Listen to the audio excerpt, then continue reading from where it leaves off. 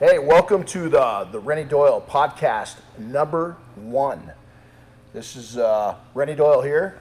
I'm Chris Woolman, Renny's Hitman. That's it. And you know what? This is kind of exciting. We've been working, actually this goes back to 2007. And I was first planning to put a podcast together. Can you imagine we would have done this back then? You could have. They go back that far. They do. But the world kind of grenaded. A lot of us, including ourselves, went into survival mode. And here we are. So podcast number 1. So first off, I'll talk about, I like to talk about other people first. So Chris, sitting to my right, your left, for some of you. Chris and I go back, when did we first work together? What year was that? We first met in 2013. 2013. Yeah. And immediately like Chris, I loved his passion. He's coming into detailing first part-time, right? Yeah. I started off detailing part-time.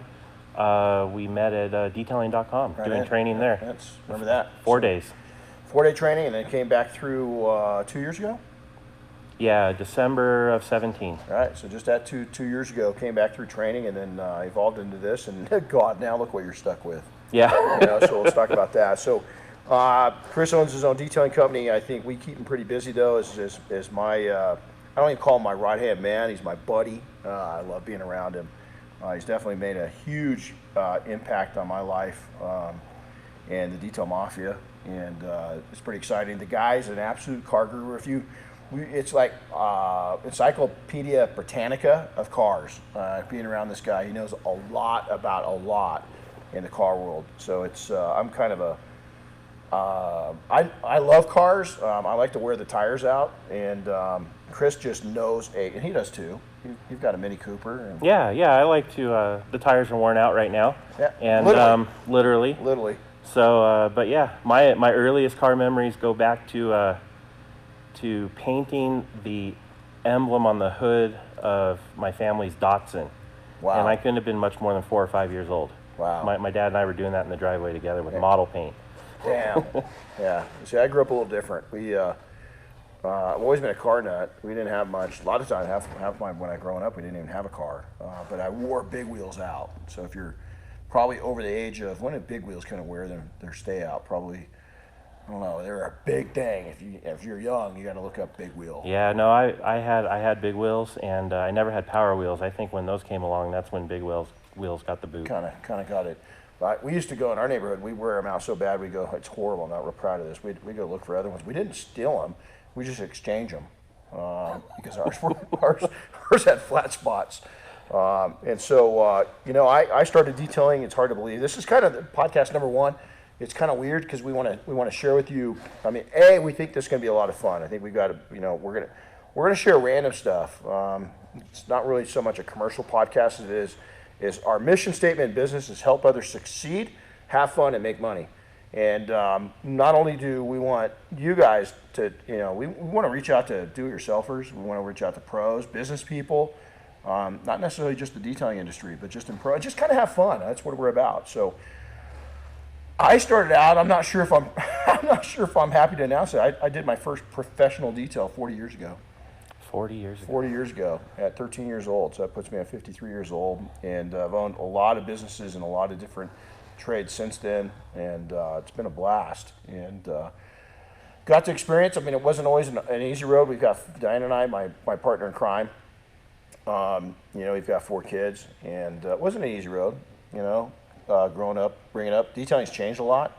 So when I started back in, my first detailing company, I actually sold back in '86, and then I went to college, went to school a little bit. Missed my own business, went into window tinting. Window tinting back in the 80s was huge. Did real well with that, sold that business too, went into corporate America, and then launched back in '97, '98, launched back into detailing, and it's been a fast trip, sometimes hard, sometimes not so hard. Had a lot of fun, a lot of struggles, a lot of stress. Definitely learned how to do it again. That's why when we start and we coach others and mentor others, we keep them from hopefully making the same mistakes that we did. And we had a lot of fun, but I think it's a balance of what I've done in life outside from detailing that kind of brings a uniqueness to detailing success in the detail mafia. And so it just hasn't been a journey of business and and detailing and technical stuff and everything else is that I've got a 30-year career in search and rescue in the military as a reservist. That kind of offers another input and look at life and business from that perspective. So, yeah, I don't have that experience. No, you know a lot about cars though. Yep. And so I come from a background. Do you have a degree? I do. I have a 2-year degree from Pierce College in Los Angeles, and I transferred to Westminster College in Salt Lake City. I have a 4-year degree in communications. Ah, see, I didn't know about the 2-year. I knew the 4-year, but wow, Yep. that's pretty cool. And so, So I got 4 years of school done in about 6 years. right on, right? I got 4 years of school done in like 20 years, so it's cool. I've got a bachelor's degree in business and then a master's degree, which is kind of new. And believe it or not, in theology and history. Because I'm just a history nut. What you are, how you study cars, is how I study. I love history. Yeah. Especially war history. I don't know what that says about me, but I love been to Europe a lot and seen a lot of the battlefields and camps and all this stuff. It's pretty sad and fascinating at the same time. So, we got a saying in that around Chris is that we make a dynamic team. We really do, and he's a great guy. He's a good fan. You'll take in from both of our perspectives is that you'll learn if you listen to us long enough. And we hope that you do. We hope that this is the first of hundreds and hundreds of podcasts. Both of us pretty faith-based without, Yeah. how would you say it? We don't, without wearing it on our sleeves too much. we don't. We don't talk about it much, kind of show it. I'm the foul-mouthed version of faith-based. He's more sensible. Is that a way to put it? A little bit. A little more sensible, a little more mild. We balance each other really well. Now I think about two things. My kids are almost grown. I got one at home still. The other ones are all grown and on their way in school and college, university. But now I think about things when I do things. I go, okay, what's my wife going to think? What's Chris going to think? And what is Bob Phillips from P&S going to think? Those are my processes. And so I think, if I do this, can they back me out of it? Can they get me out of trouble if I get into trouble? But most of the time I stay out of trouble. It doesn't get too bad. No, it doesn't. But he's got a saying, oh boy. Yep. So now everybody says, is this like I just sent Bob Phillips, and if you guys don't know who Bob Phillips is, he's the president of P&S, which we've partnered up on the double black line. Great guy, him and his brother Dave. Family business goes back to 61. So, hi guys. But now these guys say, okay, I sent Bob a note and I said, hey, I got an idea. And he says, okay, is this an idea or a oh boy? And so they've kind of borrowed something from Chris. So I don't want it. So we learned a little bit about ours. How many kids? You got kids? I have 2 kids. I have a 7-year-old girl named JoJo and Jolene, and then a 12-year-old son named Cameron. How long have you been married? 20 years. Cool. 20 years. And you got dogs too. I have 2 very destructive dogs. They're both 18-month-old labs. Very energetic, I think would be one way to put it. Extremely. Yeah, right. On the other hand, Diane and I have been married. We got 4 kids. Obviously, we didn't do as good a job with birth control as you guys did. See, oh boy. Yeah. There he goes. There's oh boy. Oh boy. Oh boy. Diane and I are going on 25 years of marriage, and we've been partners in business most of that time. She was busy raising kids while I was busy working, but she worked very hard in the businesses. And like I said, we've owned a lot of different businesses. She's also a reservist in the military, law enforcement background. Was actually worked with the feds. I'm not supposed to say that, but yeah, she was. You can't even say she did it? We can.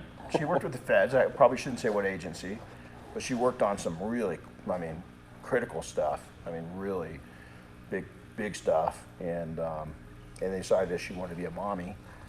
And we kind of did that. It started out, the slower plan, and then, 1, 2, 3, 4 kids later. Now, the reason I mention that is because in small business, to raise a family, man, that says something. Just to take and be able to take and be a small business owner and then raise kids is that, raising kids isn't cheap. Nope. I just pointed out, this was kind of fun. I was looking through a magazine, and our youngest daughter's sitting there, and she's our oldest and our youngest are the car crazy ones, right? And so I looked at this and I opened it up, and it was the first one. It was a Porsche, and I said, "Yep, that's your oldest sister." And the second car was a Lamborghini. I said, "It's your brother." And there's another Ferrari. So there's your other sister. And I got to it, and it was a Rolls Royce. And I said, "That's you." And she goes, "So I'm equivalent to a Rolls Royce?" And I said, "No, that's what I could have had we not had kids." I said, "We literally could have bought all those things, at the expense of raising kids." But it's been pretty awesome to see them grow and to see them struggle and to see them mature and come into their own. It's a pretty cool show to watch it from afar. And our kids are all of them are extremely independent. Sometimes that's good and sometimes it's not, but Diane reminds me that we raised them that way, and I'm like, why? Yeah. And I actually heard on a podcast today, I was reminded that we don't fully understand how much our parents loved us until we have kids on our own. Well, and I'll tell you, and especially this is kind of an emotional time because I just lost my mom. So this podcast is dedicated to my mom, Carol, my grandma too, because they raised me. So Ruth and Carol, I love you guys. It's really sensitive on me right now because of just losing them. And I realized that I didn't appreciate my mom near as much as I should have. I'm the man I am because of the foundation that her and my grandmother instilled in me. And it's also, I think, now I'm kind of reflecting. I've been kind of quiet with my kids since I lost my mom. It's because I'm just trying to figure out how to be a better dad, realizing my shortcomings with my mom. If that makes sense, kind of weird. No, it makes sense. Parentless. It applies to who raised me is gone, and so it's kind of weird. But it's just different. But it's kind of, I know are your kids car kids? Do they dig cars? My daughter likes any car that's pink or purple. I remember those days. That's pretty much what it's got to be. I'm getting them both pretty fired up over Porsches. And my son, he's slow to it, but I've gotten him the Forza video games. And there you go. He loves driving in those, and he has fun looking for other cars in those games. So that's kind of helping. Wow, that's pretty cool. Yep. Our bookends, our oldest one, Ryan. Matter of fact, sitting to my left is a '67 Chevelle that she found when she was 4 years old online, and she lays claim to it. It's as much hers as it is mine. She's the first one that found it, and that car's got a lot of meaning to us. Matter of fact, our youngest kid came home from the hospital in it. Darren did. Cool. And so they are our bookends. The oldest and the youngest are really into cars. The youngest has gotten a little more out of it. She's into boys, especially one, which I wish she'd get back into cars. I think it'd be cheaper. He's a good kid. We actually like him. A little less to worry about. Yeah, it's a little less to worry about, So she's just she's got her permit and stuff like that. And the reason going into this is because there's going to be a message through all of this is that, if you're not, I think the reason why Chris and I, he's got a bigger job than just managing and working with Detailing Success. You work with the mafia. And managing all that, but I think the message here that I want to get across is that you've got, man, if you're in an industry, I don't care what industry, you got to be really into that. I'd be a horrible plumber because I'm not into toilets. You know what I'm saying? It's kind of a shitty job. Can I say that? Oh yeah. I've never done a podcast, so I can say shitty. See, it's up yeah, to it's true because I listen to. Can I even mention other people? We won't because I don't know if I want to get in trouble this earlier. But yeah, I guess they do cuss a lot. So I'm in the perfect business because the only other thing I could get into is I can't mention that either. So, is cars. Is cars are my life. They've been my life. I love cars. Search and rescue, military. So I'd really excel at any of those. But I think you got to be passionate about what you do. And I think that's why Chris and I get along so well is because we're both really our lives are pretty much our private lives are kind of centered around automobiles. I got a '67 Chevelle. My wife's got a Porsche over there. I've got a WRX STI here. We got a swirl swap truck. We got a rock crawler Jeep in the back. Yeah. What else do we have? Diane's got a Subaru too. I got a new snowplow truck for the shop. Oh, that's exciting. Yeah. It's pretty cool. It's faded red with a big plow on the front. It is, and it's cool because my buddy Vince that just moved this week from he owned a big lumberyard here in town, and that thing's been notorious. It's just been around forever, right? This truck. And when he said he's moving, I was like instantly not like I'm gonna miss you, not like hey, where you moving? I was like, can I buy your plow truck? It was priority straight. So it's still got his old beat up sticker from his lumberyard on it. And you don't know this, he gave me a sweatshirt, his lumberyard sweatshirt. So when I'm driving it, I kind of feel like I'm part of the gang. Well, the lumberyard's gone. I mean, it's no longer there. Yeah. But it's so notorious. I mean, the guy that's been here, he's one of my mentors, a good friend. Him and his wife Sue are just great people, in a part of our success and a part of our life story now. We're gonna miss them. We're still gonna see them, but they've been in Big Bear for 40 years, and it's gonna be a big change for not only just them, but their friends, like us. Yeah. For the year, but got a plow truck, so I can plow. We got a long driveway. Well, it's not just that. I mean, if we can't fill all those training classes this winter, you can go plow everybody else's driveway yeah, too. Exactly it. Hey, that's a good job for Darren. She's 16 years old. I can teach her to drive that plow truck. Oh, I don't know if the insurance would cover her though, not right. I think you got to do it. That'd be fun. That'd be good. That'd be awesome. She'd actually like that. Between her and her boyfriend, you'd have a gardener and a plow. Yeah, exactly. Oh, you're bad. You're bad. Yeah, you're really bad. So let's talk business about what we kind of do. Is podcast is again our mission statement is help others succeed, have fun, and make money. And we want not just us to do that. We want those that we engage to do exactly that. We want them to help others. We want them to be successful. Help others be successful, either employees or the members of the Detailers Network and the Detail Mafia, the industry, and then we want them to have fun doing it and make money doing it. So that's kind of about it. So let's talk a little bit about detailing success and what we do. Mainly, it's a whole story in itself, but what it means to me is going back as Diane and I own several successful shops and did really well in our lifetime of owning detailing shops. A lot of people don't know that we also owned a transportation company that did very well. We owned executive protection because of our backgrounds that did very well. We own the Mafia, the Detail Mafia. We've got ownership in Double Black, which is a joint venture with P&S Products. And we've owned these companies. We've had partnerships in real estate developments. We've invested in real estate through the years. It all comes back from detailing. It was all funded 100% from detailing. And for me, is that 2005, our first student came through, Matt Williams, which is still in our group. He's still an active automotive detailer out of Ohio, Marysville, Ohio. And he said, hey man, I'd love to come and I was doing small classes, I was doing some lecturing and stuff like that. And he said, I'd love to come out and train with you. And that launched Detailing Success.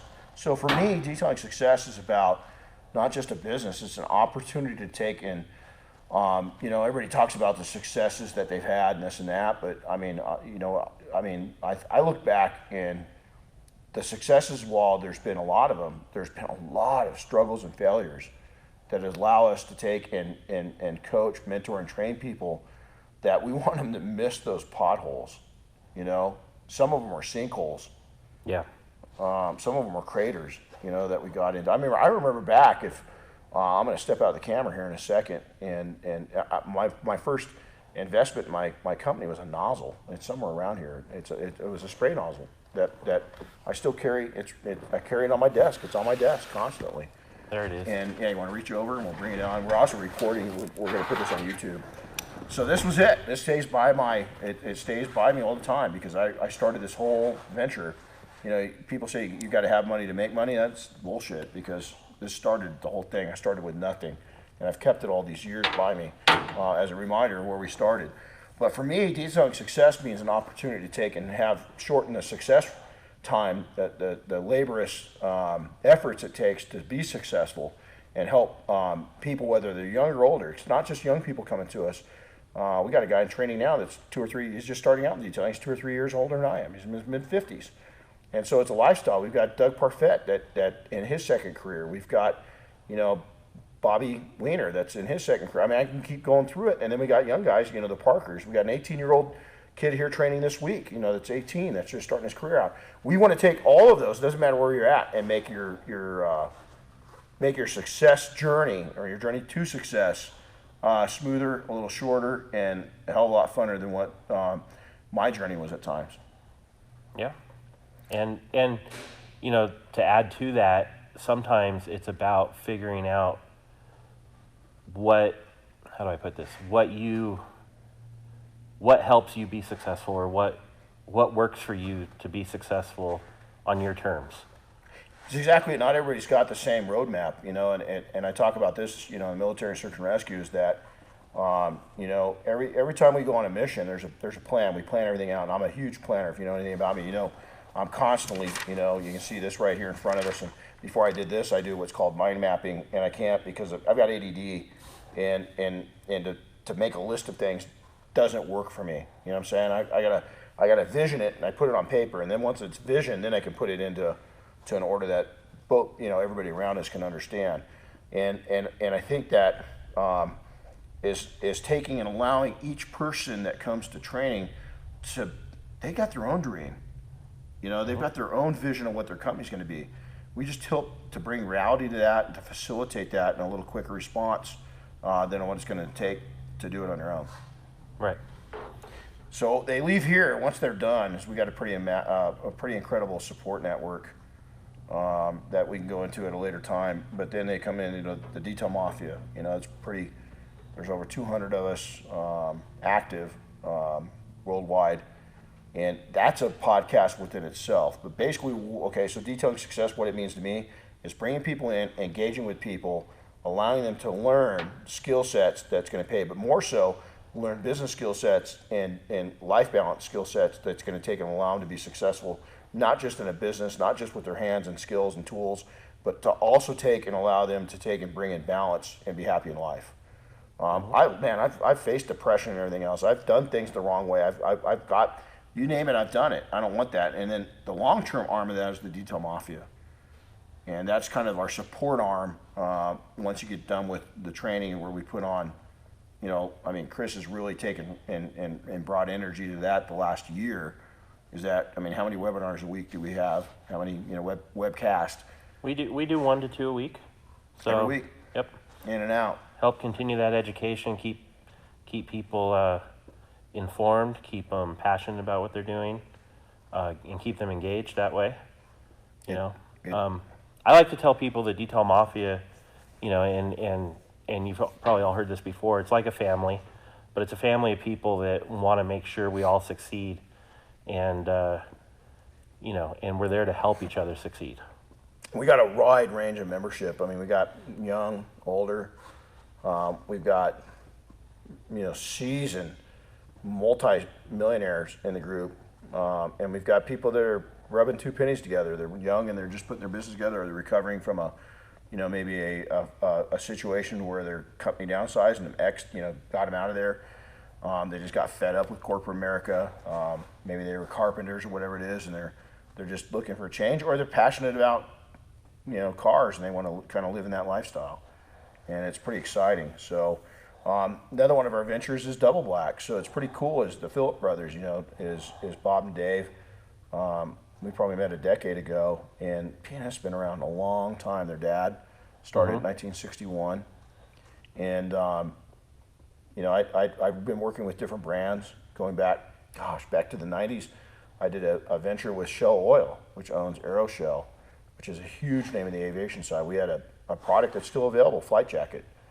That was for aviation detailing, and when the economy turned in 2008, my contract with them ended in 2010, and the writing was on the wall that Shell just wasn't gonna, the mothership Shell wasn't gonna fund all the efforts we've been doing for the last decade before that, and it was a good opportunity for me to go stretch my wings and come out of just the aviation side that I was most well known for at that time. It kind of pigeonholed me. I kind of got into, while I'd done a lot of aircraft, I've worked on over 4,000 aircraft in my career. The cars I worked on, it's probably, I wouldn't say it's 10 times more, but it's several times over more. Mm-hmm. And so it allowed me to get out of the side of just the aviation side. And I worked with Sonex for a number of years. Great company. Worked with their team here in America, their team abroad over in Germany. And then I worked with Flex Tools for a number of years, and I've had a long-term relationship with them, and that's been really rewarding. This year alone, been in 9 countries, 17 states, not that I'm counting. Spent a lot of time away from home. But I've been in 27 or 28 countries just in the last like 4 years with the growth of Double Black and my efforts with Flex. So it's been really a cool honor because I've been able to see detailers and entrepreneurs from the entire globe, from Asia to Europe to, I mean, you name it, South America, Central America. It's been pretty cool, you know, as a kid that grew up in Colton, California, you know, to be able to see these things and meet all these great friends from all over the globe. Yeah, not only just a kid, but you know, just a detailer. Just a detailer. I mean, came up through the ranks. I mean, you know, again, modest beginnings. You know, I didn't have a rich dad. I didn't even have. I mean, my mom and grandma did the best they could, but a lot of the input was we were in survival mode. You know, I mean, it was survival. It wasn't about thriving. It was surviving. Right. You know, and so I came up with that mentality, and it's the same thing to this day. You know, even I got, you know, one of the coolest things I ever did is I got to meet. Did I tell you the story when I met Carol Shelby at SEMA? I have heard it, but you can tell it to these guys. Should I? So it's pretty cool. So this is back in like 2006, 2007 when I'm serious. Like Jim Gogan and I, we'd get together. Mark Johnson. We would get every detailer that was at SEMA together, and like it was different times back then, right? We get to go there together and go have a steak dinner or something like that, and there'd be like 6 to 8, maybe 10 detailers at all of SEMA. I mean, now there's hundreds and hundreds and hundreds, you know, at all these different events. Yep. So we're walking through Rod Leitner, a good friend of mine. We're walking through SEMA, and all of a sudden, just out of this booth, the SEMA was a different show back then. It wasn't quite as mainstream it is now. Carol Shelby the founder of, you know, Shelby Cars, I mean, he comes walking out, and I'm like, you know, I'm speechless. I couldn't believe I'm seeing Carol Shelby. I got a cough. And so we got the nerve up to go up and talk to him. And at this time, I was probably, let's do the math. I think I was in my late 30s. And, you know, I don't know, in my late 30s, I was going, man, am I where I need to be? You know, am I really doing as well as I thought I would be doing? Am I doing okay? You know? And so I decided to ask Carol Shelby for some advice. And I said, hey, you know, if you had Mr. Shelby, if you had some advice to give, you know, I'm hitting an age to where, I don't know, I see the end of my career coming, but he goes, son, he puts his hand on my shoulder, and he's like, son, how old are you? And I went, yeah, sir, I'm 38 years old. And he goes, son, you're still retarded. You're still absolutely retarded. And I was like, well, first off, I've heard that before in life. And then the second thing he said is, he goes, you know what, son, let me explain things. He goes, you know, 20s and 30s, you're building up your abilities. In your 40s, you're building up your business prowess. You're starting to build up your volumes and encyclopedias of knowledge within your brain. And when you hit 50, you're going to start making some money. All through your 50s and your 60s, you're just going to be, on fire. At 70, you wish you were 50 again. And he says, but until then, son, you're retarded. And, you know, I was like, whoa. And so his point was, he goes, you know, I can't remember how old he was at that time. I want to say that he was probably well into his 70s. And he says, you know, you could strip me naked, put me in the middle of Michigan in January, and by June, I'm going to have a net worth of over $1 million again because I've got the prowess to go do it. I've got the tenacity to go make it happen. You got to keep, he says, I can tell you're aggressive. You got to keep that tenacity and to get really smart in your 40s, and by the time you're in your 50s, you're going to make some money. And, you know, he is dead right, man. And I made some mistakes along the line. I was at that point, I couldn't even remember my 30s. I just worked so hard, you know. Well, my wife kept on. We had one problem. She kept ending up pregnant. You know? Yep. And the kids are expensive, man, right? So I was like, man, I just think about doing something. Damn, I'm pregnant. You know, and it was awesome. It was awesome. We loved watching our kids grow up. It was just really cool. And the one thing, as busy as I was, is that I managed to take, by owning my own business, you know, a couple years back, I ran into a friend of mine that I'd worked with in corporate America for a few years. And I was kind of jealous because he'd retired already. He's my age, you know, this is probably 2 or 3 years ago. So he's 50 and he's retired. And I went, dude, really? I mean, you're retired? And he goes, yeah. He says, but it's not that exciting. He goes, let me tell you why. He goes, how much of your, how many kids do you have? And I said, 4. And he says, how much of their stuff were you able to see growing up? I went, probably 90% of it. He goes, yeah, I saw like 10% of it. Because I answered to a boss that answered to a boss. And when they said go, I went. Yep. And right then and there, the pity party that I'd been having kind of ended. I realized that I had a pretty blessed life, and I was pretty lucky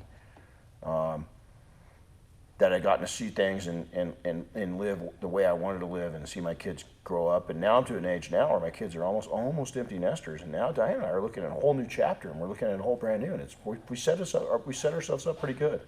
We really have.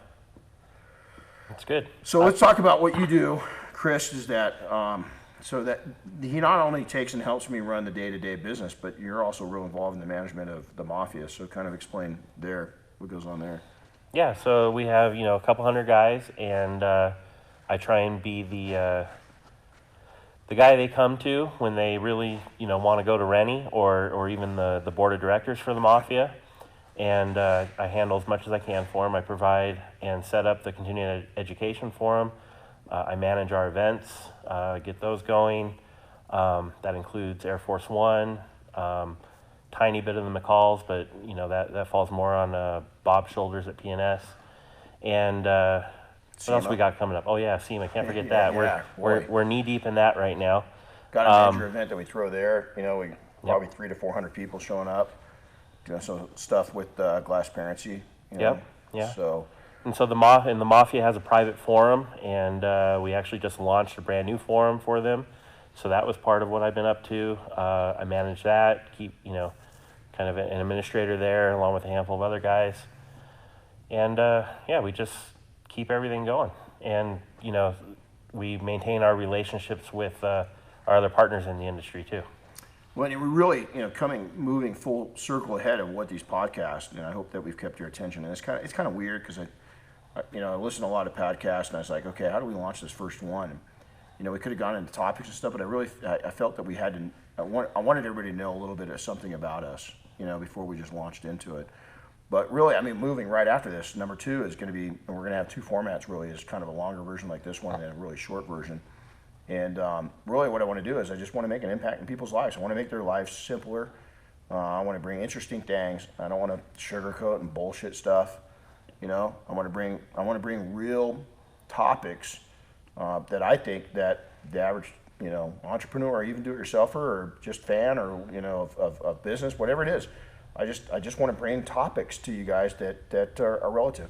Struggles that I've gone through, that I know so many people are going through. Talking about the being a dad.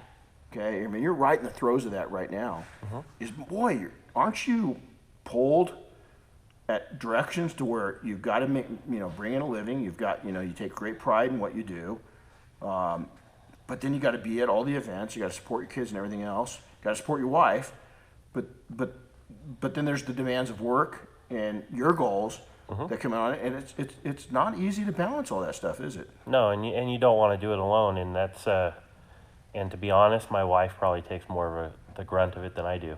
Right. Actually, not probably, she does. Right. So. Right. Well, that's a lot of times, but you know what? That will change too, because I remember, not that I'm high maintenance, and I tell anybody that is an entrepreneur, hey Todd, you're a pain in the ass to your family. You really are, and I admit I'm a pain in the ass. But it's funny because Diane and I are kind of switching roles a little bit. Our kids probably wouldn't agree, but I see it in our relationship where now I'm more. Before she was like, hey, let's have a good time, and can you take this off? And hey, it's 5 o'clock, and we just not talk about business, and staring at me across the table, and I appreciate it and I wanted it, but in the back of my mind, I'm thinking, man, I got 17 emails to respond to, 14 text messages, and I got to go watch our forum, and I got to go watch our right. Well, now we switch roles, and this will happen with you, is now I'm like, hey, I just want to stare in your eyes, and at 5 o'clock, like, I'm done. At 5 o'clock, I'm done. Does that mean she's the pain in the ass now? No. Okay, well, you haven't completely switched roles then. No, she's not. She's not the pain in the ass. She is, we both are, because she's driven too. She's in the reserve. She's a drill sergeant, man. Literally, for reals. So she's a real pain in the ass for somebody. Well, yeah, because you get the knife hand going, you get this. And it's funny because if you know one thing about my wife, is she's a sweetheart, right? But she's got a terrible sense of direction. But yet when we're places, because she's so driven, and we'll get through a parking lot, and before I just say, where are you going? And she'd say, I'm going back to the car. And I was like, you're going the wrong direction. Oh, well, where is it? Well, now I just follow her. And she's like, she's looking, oh, where's the car? I was like, it's over there. Why didn't you say something? You're leading the way, man. I'm just not going to argue. I'm looking at your butt. I'm having a good time. Life's good. Life's good. So, I think that we got some cool topics coming up on this webinar. Again, we want to keep it real. I think that, you're going to see right now it's kind of weird because we're talking about each other. But I think that episode 2, episode 3, you're going to see things just start popping. So that's about it with us. I think that we've, I think our notes, What do we got? We got everything down here. We should, we're going to get this out soon, and it'll definitely be before SEMA, so I figured I'll bring up a couple of things that we got going on at SEMA that we would be happy to have you guys join us. Wednesday, November 6th, we're having our kind of our cigar and cocktail event, I guess you call it. It's a gathering of detailers. Yeah, gathering of detailers. It's at a new venue this year called The Place on 7th. We're hoping to have about a solid 300 people there or better. And we've already got 9 different vendors or companies that have stepped up for sponsorship. And if I had the list in front of me right now, I'd name them, but I don't. And then about 20 other companies have stepped up, and they're going to have raffle prizes for us, that kind of thing. So, we invite everybody in the industry out to that. And then, Tuesday through Friday at SEMA, Renny's going to be in the PNS booth for anywhere from 4 to 5 hours a day. And then he's going to be visiting a number of other booths throughout the week, every day. Yeah, we got some cool handouts too, some giveaways. Yep, we're going to have some fun giveaways at the PNS booth. So come to SEMA early. That's it. And production stuff too. Yep. And what was the other thing? Oh, watch for a schedule on social media for where Renny's going to be. So we'll have that up soon. Sounds good. All right, hey, this is our first podcast. Stand by for podcast 2, 3, 600. We're going to keep going, man. And we're really excited to have you. If you got podcast ideas, please make sure to email us. Let us know. If you're watching this on YouTube or social media, make sure to go ahead and hit the like button, make a comment below, and also share. That's really important. We want to get the information out. So normal format, I've been saying it for years. Happy detailing everybody. Be good to each other. And God bless. Thanks for watching, listening, and we'll talk to you soon. Yep.